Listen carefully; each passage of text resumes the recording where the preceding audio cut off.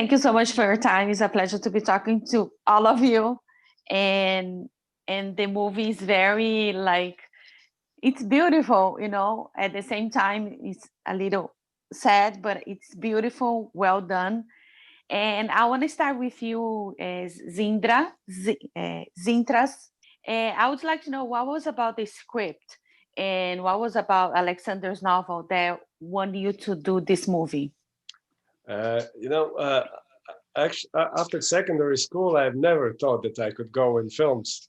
So I went more for finance because that was the way how to earn some money and to get some earnings. But when in one moment when I was actually working as auditor, I was really thinking what I want to do in my life. Then I understand that I made movies all my time, every possible time. I made some kind of videos for my friends. And starting from that moment, for movies like that can actually fill some blank pages in our experience was very important for us, that you watch some movie and then you see, wow, that happened to this specific place or specific characters, or if I grow through watching the movie, it was very important for me. And in this case, this is the story of really just one rifleman. And the author of this book, who was sitting in the trenches, writing down what actually happened there, it was very personal, very important to tell. And and so yeah, that was the reason actually why I totally went for this film. And if I could tell the story about one particular place, about small country, which where the house is the battleground and it's impossible to go away from it. This is new aspects of war telling that was very important for me and interesting. Yeah, I want to go to Valdis now. Like, what was the cinematography is beautiful. It's very it's amazing. Just caught my eye all the way through. What was these conversations with Dzintars, and what was the approach that you guys had? Mm-hmm. Hi, first of all, I'm glad you're here and you have us here. And I think the most beautiful part of filmmaking is not to make the movies, not to go to the premiere, but to think of the way how the movie will look, because then you have no limitations, no budget-wise, no any restrictions. You just go for everything. And I'm really glad, I'm really happy that me and Dzintars together, we made up a visual language of ourselves for this story to be told. And of course it has to, visual way of the movie, it has to stick to the story. And so this is very, very personal story of it's a coming of age story of a kid who becomes a really old man in 5 years. And so to tell it in a very short time, you have to concentrate only on him. And so what we did, we stayed with the main character for whole of the movie, not only story-wise, but also visually. And we did it even with the camera physically. We always were right next to the main character. So when we made like a rule for ourselves that it's only 3 types of shots we are using. So one thing is what our main character sees, so it's his point of view. Second thing is what our main character feels, it's his close-up with reactions of what's going on. And the third type of shot is what our character is doing. And so and at the time I was really obsessed with a theory of Christian Bergen. He has this beautiful idea of that you can avoid establishing shots in your movie if you are using wide lens for the medium shots and for tight shots, because the audience is clever enough to understand where the character is where he is and what is going around him, if you show everything as a background, but you never have a separate shot for establishing things. And because emotionally, establisher is always it has some meaning. It's not only showing what's going on. It always changes the rhythm, and if you want to keep the emotional tension, sometimes establisher is a way to shoot in your feet. And so yeah, we chose to stay wide, really close, to have a documentary, emotional handheld documentary style of camera right next to the character. Yeah, that's like pretty much your background and Zintar's background, because you guys did before the documentaries. So I think it was really it's beautiful. I think it was like the way that you guys decide to do it, the shots and everything. I think was beautiful. The scenarios, everything was like awesome. Now I want to ask Otto. This is your first movie, and what a journey! You know what I mean? What was like the most challenge part for you to play Arthur? The most challenging part, well, the whole movie was challenging. Most of the things I did were challenging for me, but the most, well, it's kind of hard to say. Physically, I would say the Ziemassvētku kauja, the Christmas battle, all the episodes, because first it was obviously it was cold, but I had a really bad lifestyle when I was filming. I didn't eat as I should. I didn't drink a lot of water and stuff like that. So I just ruined my health to the point I eventually, after I think 3 or 4 days of filming, I passed out. So that was my fault. But I think that the most challenging thing was the emotional parts of the movie. Um, I don't want to spoil the movie for people who haven't seen, so I will not tell. But these emotions that were in the movie, I really lived. I really lived them, and it did affect my personal life to the point that at one moment I was, I could say, in some mini depression, some kind of depression, because uh, in the school I was feeling like lonely and unprotected, and that nobody really needs me, and I'm so tired, and why I'm still doing school, why I'm still filming, why I'm still doing anything. So I would say that the most challenging parts in the movie were emotional parts. Yeah, but you did a pretty good job, and I felt your pain. I felt everything that you went through. Not just you, like all other characters, like the way that it was handled.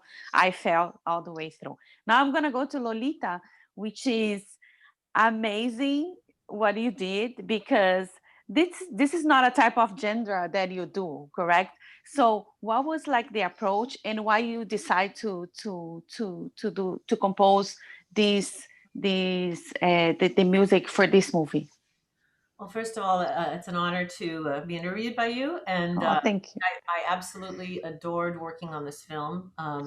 As a composer, basically, my journey has been the projects that come to me. If they speak to me, I take them on. So I think I've done a bunch of different kinds of genres of films, but this is there was such a heart and an honesty and a depth of emotion to this film. And also because I am Latvian, I was very much drawn to this film.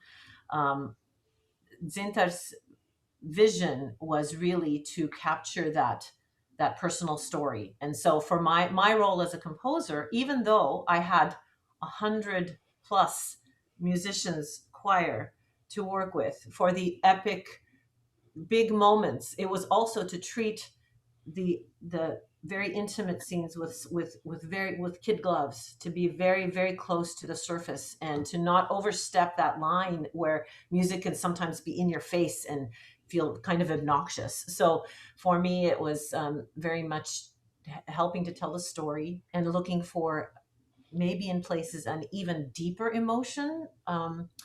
I know that I drew a great deal of inspiration from the novel. At the end and over the end credits, you hear a prayer that I made into a song, but it was because it was also the words of Aleksandrs Grins and from the novel. And I would say also just Latvia is very much a music and arts centric country, and to have the opportunity to work with these brilliant artists, the State Choir Latvia and the orchestra, and to watch this beautiful film and be able to comment through my language, which is music, was something very profoundly beautiful and inspirational to me. Yeah, no, it's amazing. And I want to come back to Dzintars. And what was like the now you is the official Oscar official entry to Latvia? I'm sorry.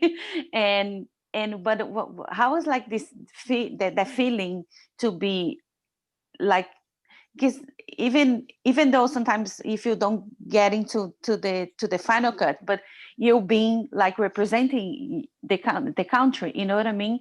And what was like the most challenge part of the movie as a director point of view? Yeah, thank you. It's I think Oscars is very important. It's really important to go for, because it gives the chance for the story to be seen more widely. And of course, we are our budgets for marketing are just it's impossibly small. So I just really hope that the film will get the chance, the chance that somebody will see it and that will go further. But to be nominated from Latvia, that's a big honor, because there were great cinematographers and directors in Latvia who worked before, and be part of that is it means a lot. And the film also got this amazing recognition that it became like box office sensation in Latvia, because we all surpassed Titanic, we surpassed Avatar movies, which were like our box office recordists for forever.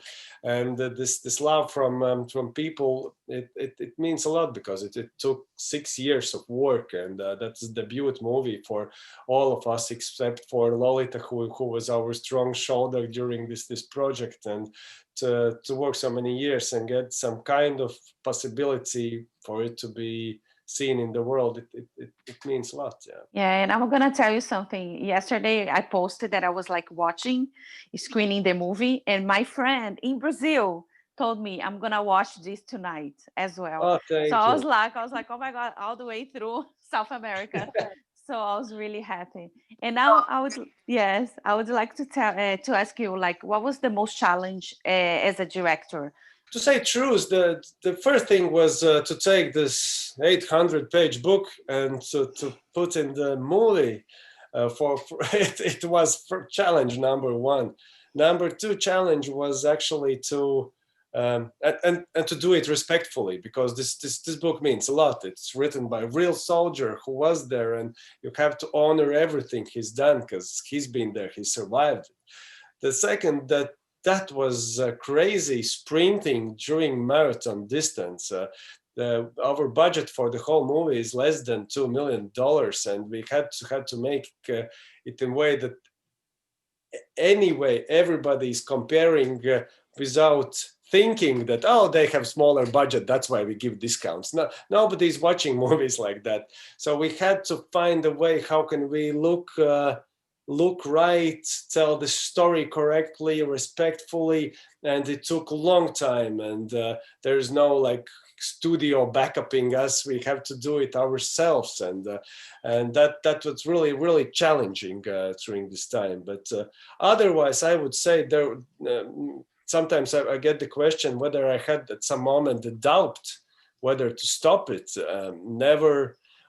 if it was really challenging, let's return back to that we shot in the places where real battles were happening. And it reminded very well that we live in amazingly beautiful conditions. And even if we got tired and Otto passes out and we freak out, or it's very cold, it's still we get tea, we get free times, we go to eat. And then for one moment to just try to imagine that those soldiers were lying there for days and somehow try to survive.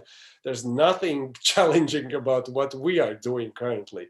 Our, of course, hope, and my hope, is that such a movie portrayed war in enough realistic way that it would make people think again if somebody ever chooses war as some kind of solution, which is total nonsense. And so, yeah, happy to be in this situation. No, I think even like with all the challenges and thinking about him, what he went through, Alexander, and I cannot imagine how what they went through.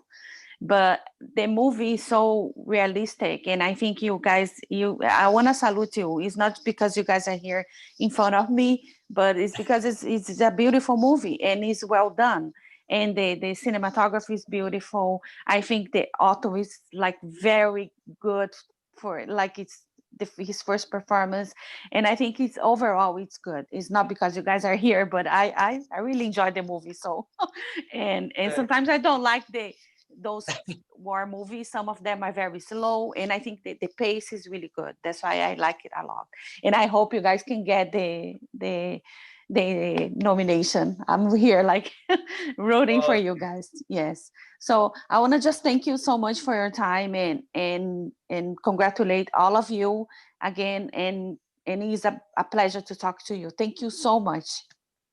Thank you. It's so nice to have such a sincere conversation. Thank you. Yes. Oh, yes, we do. Thank you so much. Good luck. Bye. Yes. If you like this video, don't forget to comment, to like, and subscribe to our channel right here.